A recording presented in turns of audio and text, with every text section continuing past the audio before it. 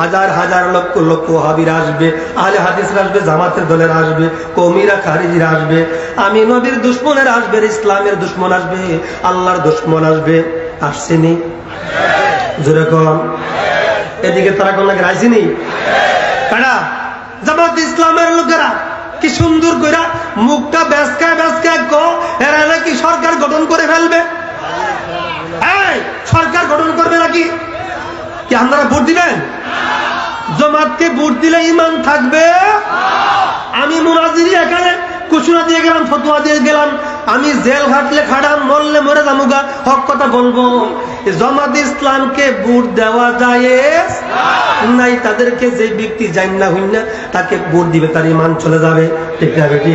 জামাত ইসলামকে, শিবিরকে ভোট দেওয়া, নবীর দুশমনকে ভোট দেওয়া মানে কাফেরদেরকে, শয়তানের দলকে ভোট দেওয়া। ঠিক না বেটি? বন্ধুরা আমার, এইবার সময় এসেছে আহলে সুন্নাতুল জামাতকে সংসদে নিতে হবে। ঠিক